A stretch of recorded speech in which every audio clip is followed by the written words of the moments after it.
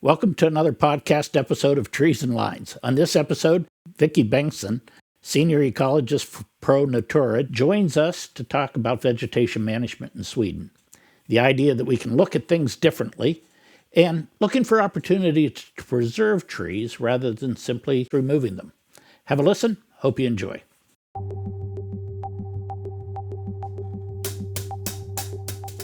Well, welcome, Vikki. I certainly appreciate your joining us. It's great to have you. Thank you. It's great to be here. It's 10 in the morning here. What time is it there? And where is there?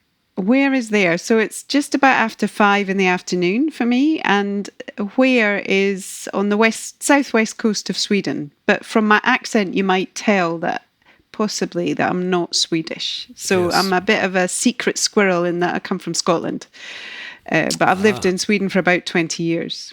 Okay, well, good. Well, tell us a little bit about yourself and your background. Well, I'm a Scot and a proud one. But my background as an ecologist, worked with nature conservation for over 30 years, both in the UK and here in Sweden. And I've been fortunate enough to work with old trees for my whole career. And I started getting interested in those about 1992, and my first job was at this magical place with old beech trees, and my first day of work was in October, and it was raining orange and gold beech leaves. And as I've said, I've been fortunate enough to work both at sites and with people and with old trees for all of my career, so I'm still learning. So when you say old trees, how old are we talking?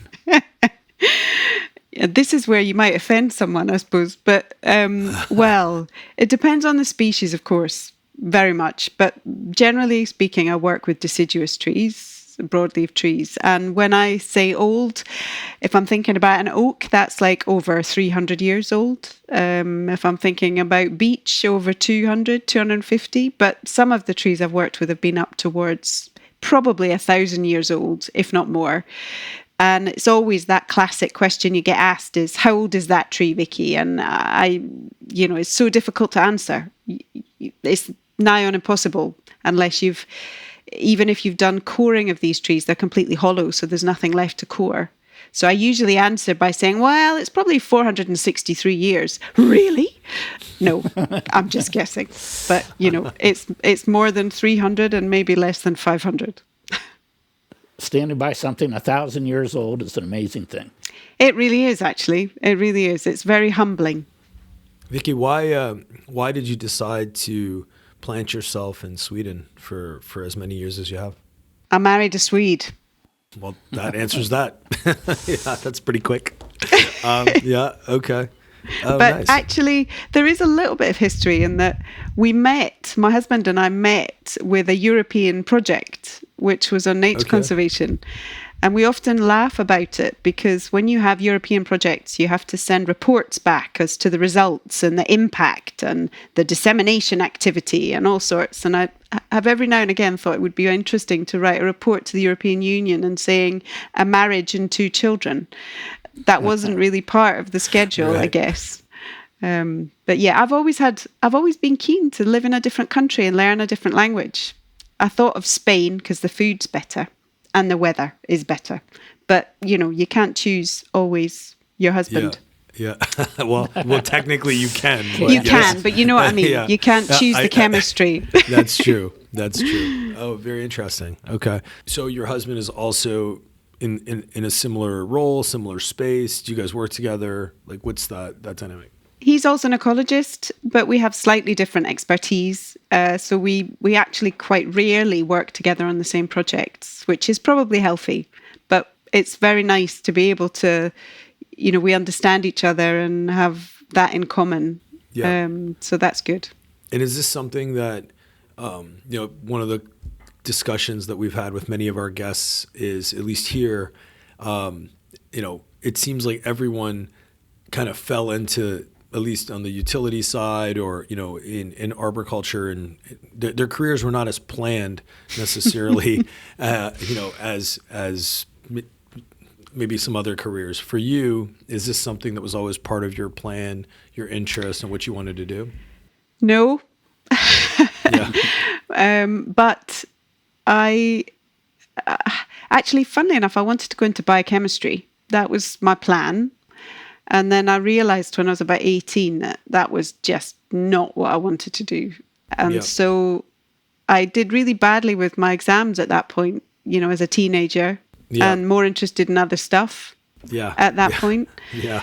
And just by luck, because I hadn't done so well in my grades, the university that I'd applied to said, sorry, we can't offer you a biochemistry degree, but we could offer you a biology degree, but you probably don't want that. And I was like, yes, I do. So I went and did a degree in environmental biology, as it was, and had a fabulous teacher. And he took us out as students into the countryside and met people who worked with nature conservation. And for me, I didn't really even know the job existed at that point. So that was really where the inspiration started, that actually you could really work with both practically, which I've also done, and also, use the theoretical knowledge for improving things for wildlife. That was, really cool thing. So, and then at university, I did a kind of, a piece of research, and that was on old trees and the countryside in terms of hedgerows. Britain is fantastic with its old hedgerows and the old trees in them. And that's really where the interest in trees started. I was kind of fascinated by the fact these trees had been managed in the past by people. So there was this kind of human connection as well as the landscape view and the changes in the landscape that these told us about. So that's kind of where I ended up. And then, you just get a bit of luck sometimes, don't you, with the job you get that takes you in a direction, definitely. And you realize this is cool. I could get paid for this. So is it? Am I saying this right? Pro Natura. Pro Natura, yeah. Pro Natura. Talk to us a little bit about this organization, your relationship with it. How, is it? What is the business model? How is it structured? That sort of deal. That's interesting. Pro Natura is kind of like a cooperative. So someone once described us a bit like a hairdresser's, that we each have a chair. But I would say we work a bit more together than that. So we all of us involved are ecologists and work with nature conservation. We have slightly different expertise. I'm really the only one who's the super tree interested person, but I have colleagues who are also very interested in old trees too, but for the species they have in them. And it means that we have the positive sides that we can, put in tenders for bigger jobs together. And we have colleagues, but you have the freedom of what it might be by being self-employed. So it's kind of an interesting organization, but we're a nature conservation consultancy, but we run as a non-profit. So any profit we do make, we invest in our own training and development, or to do study tours or that kind of thing. So it's not really a business model in terms of making money. Our business model is to use Pro Natura as a way to do the kind of jobs we enjoy doing and hopefully make a reasonable salary so we can survive on it. So then does the revenue that you generate cover the costs, or are you also looking for grants and funding? And no, mostly we ensure that the work we do covers our costs, but we have very low overheads because of the way we work. So we're really light on our feet. We have only kind of 15-20% overheads. So that's great. So it works that if I bring in a project for, let's say, $10,000, $8,500 I can use for my salary, for the cost of the project, and $1,500 we leave to our joint costs. But it's very democratic and we share. And it's really interesting because people look at us and think, how does that work? Do you not compete with each other? But actually, it's never happened, even when we've had, difficulties with work. But I really enjoy it. It's the only job I've done for as long as I have. And I think the reason I've stayed is that freedom and the opportunity to be able to follow the things that I enjoy, and to be able to have the freedom to work in the UK still, to be able to apply for grants and do projects with other countries. So, yeah. So a lot of your work is around managing, I think you call them veteran trees? Or advising on the management of them. That's probably the majority of work. But mostly I suppose, on a more holistic scale. So I would be advising on, for example, management plans for a wood pasture site. So where you've got old trees and then maybe you want to ensure the grassland is managed well and that you've got the bushes, and so that the kind of a slightly more holistic approach. But then I also would be doing, just this afternoon, discussing avenues where we've got old trees and combining the kind of different aspects of the historic value, the aesthetic value, and the nature conservation value, bringing all of those parts together and deciding on how we can manage this avenue into the future. So it might be 400 years old, the avenue, and you've got trees that are 20 years old and trees that are 400 years old. How do you manage that? And then add into the mix things like Dutch elm disease and ash dieback. And, it becomes, I love these projects which require very complex thinking, I suppose, where you've got lots of different factors that you need to take into account. So I'm less of your kind of, I guess, your consulting arborist, which might be looking at individual trees. I am often looking at populations of trees and how you might manage them in a much longer time scale, I suppose.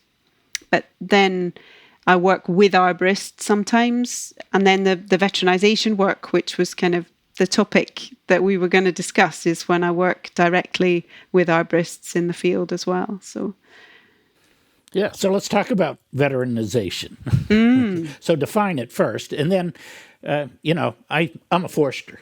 So bugs are bad, rot's bad. I'm guessing you see it differently. I think probably the opposite. Everything you say, I'd say the opposite. Yeah, absolutely. Oh, wow. Well, this was a good podcast. Yeah. So I love decay. I love insects. I love the birds that live in the holes and the decay. I love the stuff that grows on the bark. I love the dead bits. That's really what, for me, when trees start to become interesting. So I have to say, just to offend you, Phil, when a tree is ready to be harvested, I think it's just boring. Okay. Well, that's good. That's interesting. So talk to us about the values that comes with that. Well, really, I think we know interesting to me is that we know an awful lot about trees until they're ready to be harvested for timber. So we know how to grow them. We know how to grow them evenly. And so they produce, good quality timber. But when they start to become old, we actually know very little about what happens, the kind of life stages after that time. And for me, that's what's fascinating. All these natural processes that trees have had to fight with for millions of years, so animals eating them, for example, all of the things that maybe as a forester you want to take away all the epicormic shoots, for example. For me, that's the life insurance. That's the tree's response to being eaten by other animals, that it's developed over 50 million years, and that how they can reorganize their crown in order to adapt to their environment. So if there's less water, less shade, more competition, all of these different elements. And then you combine that with their relationship with fungi, because trees and fungi, to me, you can't really talk about them separately. If you take away the tree, the fungi will still be there. And this cooperation, and I think that is the word. We use a lot of negative words when we talk about fungi and trees. And that's something that I would like to change. Truffles? No. Yeah, truffles, mycorrhizae. We know that trees need mycorrhizae, and we like eating truffles, which are also mycorrhizal fungi. So there's a positive aspect there. Vikki, if you were sitting in a room with utility executives, okay, that were concerned about the risk that populations of trees were causing to their infrastructure and outages and grid stability, and they came to you and they said, well, Vikki, we want to mow things down, right? Mm-hmm. We need to clear this stuff. But before we do that, we'd like you to talk us out of it, or at least present an alternative solution so that we can consider the things that you value. What would that conversation look like, and what would you say? So if we take a step back, I think, Phil, you asked me what veteranization was. So that was what we were planning to talk about. So old trees are really valuable for wildlife and biodiversity. They're like, I suppose, a block of flats for wildlife, and they're rare. in our landscape, even if they were once more common. And throughout my career, that's the problem that I've seen, that they're dying faster than they're being replaced. And sometimes they're facing competition, and we have other trees that we want to take away. So that could be your utility line, that we've got trees we want to take away. But once that tree's gone, it's gone forever. So in my mind, I was thinking, well, if instead of removing trees that are in this kind of the younger generation, that may take another 100 years to be interesting for wildlife, if instead of removing them altogether, we can damage them. And this is where the kind of utilities conversation comes in, I think, because the opportunity potentially to damage trees, but do it intentionally and with an objective in mind. So again, it's a bit like doing the things that are wrong or doing it right. So, that we topping trees, which is like swearing in church, but actually, if the alternative is to remove the trees, that's a resource. It's a resource for an awful lot of species. And over time, that resource can become more valuable. So veteranization is about creating habitats on younger trees that would otherwise take hundreds of years to develop on old trees as a kind of gap. You bridge a gap in both time and space. And I see opportunities that in utilities arboriculture, but also in nature conservation, where, you need to clear around an old tree or you need to recreate a grassland. And instead of removing all the trees, well, we could actually, create some cavities in some of them, maybe. We could do a lightning strike in some of them. And it seems to me there's a bit of a win-win with utilities in particular, because you've got vegetation that needs to be managed, and that costs money, whether you like it or not. And if we could perhaps find a way of using some of these techniques that we found actually benefit wildlife, so the management could be slightly more targeted, there could be a real win. Either it may cost less, potentially. It may cost the same, but I suspect it could at least come out about the same anyway, if not a bit cheaper, and that we would see real benefits for wildlife. So, the outages issue is, of course, something that's important to resolve, but managing the vegetation in a slightly more kind of targeted for wildlife way seems to me like a no-brainer. So most of the trees we touch are growing in this circle around the conductors. Most of the trees that cause outages are off right away. They fall in or whatever. So the real emphasis has been these off right-of-way trees in recent years. I think what you're saying is maybe there's alternatives to cutting them neatly at 6 inches above ground level. Indeed. So make them safe, or reduce the risk. Yeah. And then there's advantages. Yeah. And you remove a tree, of course, then the work is gone. But actually, as we know, trees like regrowing, don't they? They're pretty good at that. So that you can create more work sometimes as well by removing a tree with the shoots from the base and how they actually have this resilience. If I talk about pollarding, I know that's not something that's particularly common in the US, but where you're managing trees, cutting them at head height for a product, which is something we've done in Europe for 6,000 years. That is one of the oldest veteranization techniques, I would say, because the trees become hollow, they have cavities, they have often very kind of thick bark, and they grow more slowly. So, here again, there are opportunities, I would say, where managing vegetation in a way which makes them grow more slowly and also develop habitat, then potentially the costs of managing them in the longer term are reduced. And you can retain trees in places where you might not otherwise be able to retain them, because if you're pollarding them, for example, they won't reach the power lines, even if they fall over. So, I don't think this is the answer everywhere, but to me it seems like there could be some places where this has a role to play. And especially when we're all trying to deal with, biodiversity crises, climate crises. Trees have so much carbon. They support so disproportionate amount of biodiversity. And interestingly, studies that have been done from Sweden and the UK have shown that sort of 40 to 50% of the biodiversity associated with trees are on the dead parts of trees. And we don't think about that. And that really is important for us to take into account when we're managing our tree population and the associated species. And we need those associated species for all sorts of reasons, not least, pollination, some of the basic ecosystem services. But as a colleague of mine once said, the insects, the invertebrates that are associated with trees are often like a hammock upon which we are resting. And the more strings you pull out, the more risky it is that the hammock will fail. So somebody calls you, recognizes your service and says, we'd like to engage your expertise. That person that's doing that, has the demographic of that person, that entity, changed over the last 3 to 5 years? Or are you still are you noticing that the folks that are now engaging you more are tied to corporate responsibility, or no, it's very much like folks that are very aligned with your cultural ambition? That change has happened for sure.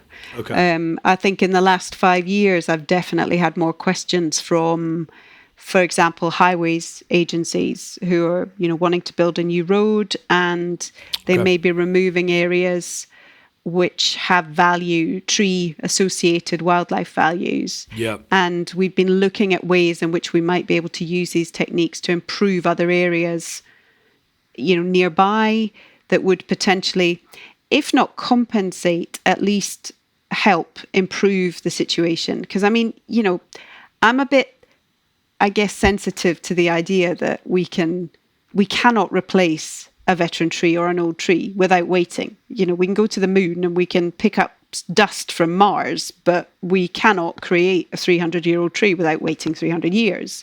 So the best we can hope for with some of the work that I've been doing is bridging a gap. But equally, I think there are some of these techniques that can be used in that context, so that the interest has definitely increased in the last 5 years, I would say. And even this conversation with you guys is new, that's also interesting. And if I compare 20 years ago, I was in Sweden and I gave a talk about veterinization, and there were people who stood up and left the room. They were just horrified that I could even stand there and have the audacity to talk about damaging trees when, and in the tree industry, it was all about looking after trees, and I get that. That's what I spend most of my time doing as well. But that has changed so dramatically in the last 10 years, I'd say, that arborists think this is fabulous. They love the idea of being creative, and instead of felling trees, that they could say to their customer, well, okay, if I cut the top off instead of felling it, and I could carve out a nest box for you in that tree instead of putting a nest box on the outside. And, it's that kind of creativity and interest that I think has changed over the last decade. Plus, we've got more data now that shows that we're on the right track, because back to my husband, he's sat on my shoulder saying, are you, with veterinization, are you just creating really expensive bird boxes, Vikki? Because you have a climbing arborist that it takes an hour and a half to do it, and it takes me 15 minutes to do a bird box with a few bits of wood. Well, now we know that it's a completely different thing. It's like comparing apples and pears. We know that cavities in living trees have a completely different climate for the species that live inside them. They attract different species, and they will remain in place for a much, much longer time. So the results we're getting from the research that I and others have been doing show that, there's some really interesting things happening with creating cavities, for example, in younger trees. I've noticed that, bats are an issue for a lot of our areas, and used to put bat boxes up. And I noticed some utilities trying just to create saw notches that create it naturally, or I guess not naturally, but a more natural setting for the bat.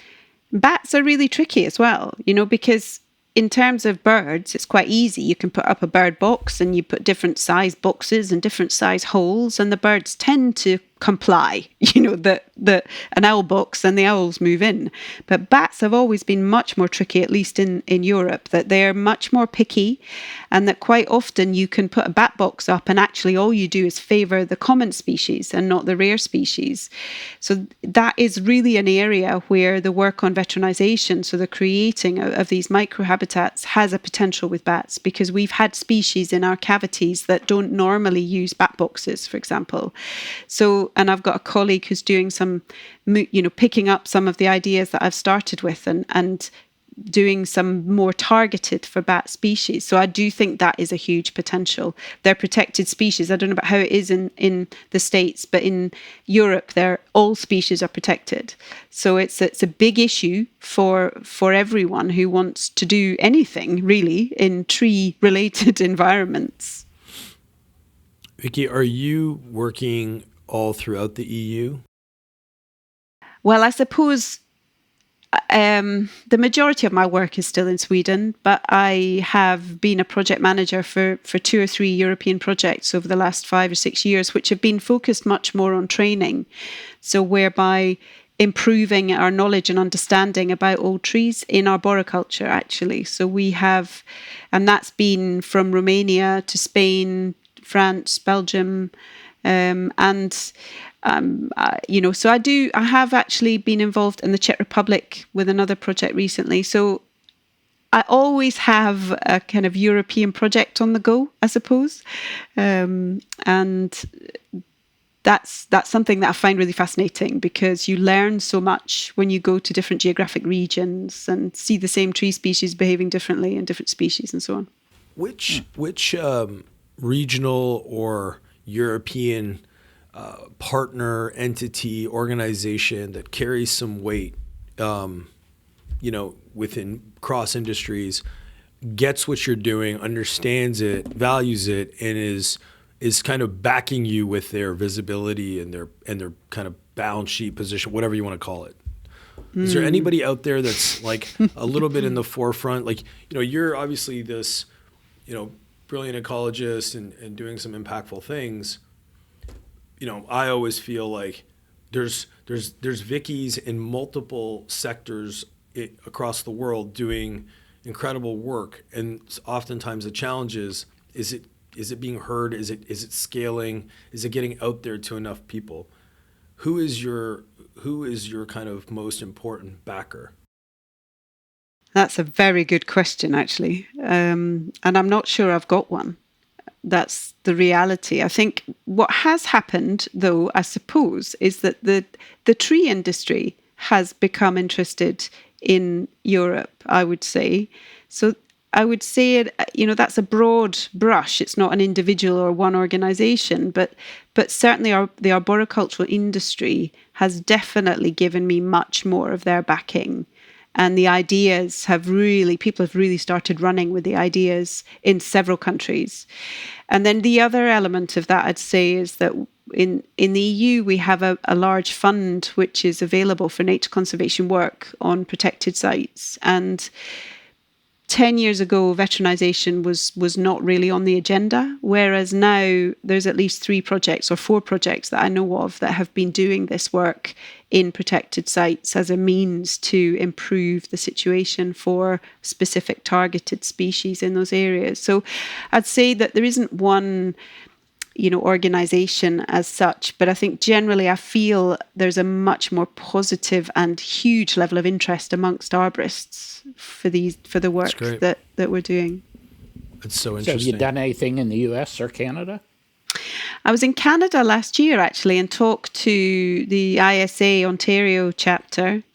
And part of the reason I'm here, I think, is because the ISA had their conference in Malmö a couple of years ago, and I talked about the work, and that's really where this is kind of the contacts have started. But I haven't actually done anything. But I know that there are people. Somebody sent me something only last week, actually, and I can't remember who it was, of somebody who had written something for the ISA magazine about creating wildlife habitats in trees, but it seemed much more on kind of snags or dead trees already, as opposed to doing it on living trees, which is kind of the key difference, because when we do the work we do, we don't want to kill the trees. So it's a bit of a fine balance there, which is also why I think arborists think it's interesting, because, there's a bit more complexity in what you do and how you do it. Very interesting. You mentioned you have kids. Is growing up in a household with two ecologists, have they caught the bug, or have they gone in the opposite direction? I'd probably say the opposite direction, actually. They roll their eyes quite a lot, Okay. They want but they're nothing also to do with the bug, huh? They're also teenagers, so I'm Yes. kind of hoping they're going to come out the other side at some point. I'm earlier than you in that process, so Yeah. I'm just trying to figure out what I have to look forward to.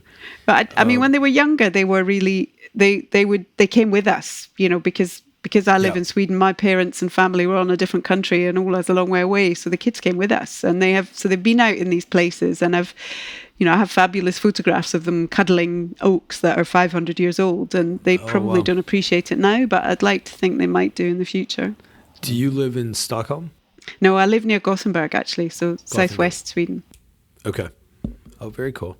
Well, what a fascinating conversation. As we continue to explore this digital platform and chat with, a wide spectrum of people in the space, this was a very unique conversation because it was from such a different perspective. And so, Vikki, we really, really appreciate you making some time. Obviously, we were dealing with time zone shifts, but you're doing some very fascinating work. Really interesting stuff. Thank you. This was a really enjoyable conversation. Thank Vikki you. introduced me to something I had never heard of before, and I've worked at utilities all around the world. Yep. And that was explosives for line clearance. What? And look it up on YouTube. It's a thing. Okay, I absolutely will. Oh my God. Well, Fun, but actually, expensive, right? it is expensive, and we have had a go of it. I mean, because one of the things I said about creating the cavities has been the big deal, that we've had, 70% of them have been used by birds or bats almost immediately. But explosives was, when I've been doing training, it's the crowd pleaser, because everybody loves the idea of using explosives to damage trees. Then nobody really cares if they live or die, just it's fun because it's, explosives. And it is interesting that it's now a really thing. Like I said to you, Phil, it's a very common technique here in Sweden and in several European countries where you've got remote areas, and the utilities and trees falling on lines is common, and they're dangerous, because they're under tension. So it's definitely a thing. I got on YouTube, and I'm just amazed.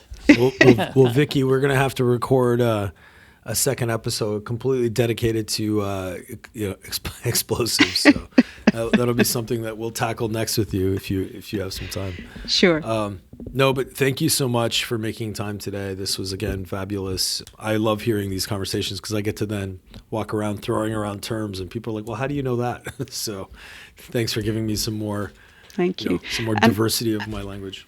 Actually, also the connection. Bob Richens sent me an email last week. He was here, or 2 weeks ago, he was in Sweden, and they were working with the utilities and looking at horses and how they can extract timber. But he sent me a photograph where they'd done a demonstration of some veterinization. So he was very excited. Oh, very cool. Very cool. So the world is small, see? It is small. Bob is into logging with horses. Yeah. I think that's his area of interest, which is a little different. That Yeah. is a little different. Yeah, goes all over the world with it, him and his wife. Fantastic. Well, Vikki, let's do this again too soon. We'll find some more stuff to explore with you. And thanks again for making time today. This was a great conversation. Thank you very much. Vikki. Thanks for I having me. appreciate it. It's been a pleasure. Lovely to see you both. Thank you so much. That's it for this episode of Trees and Lines, brought to you by Iapetus Holdings. If you like the show, please give us a 5-star rating on Apple or Spotify. If you have any questions or comments on any of our episodes or ideas for topics or guests, we'd love to hear from you. Please contact us at treesandlines@iapetusllc.com. We'll chat with you soon.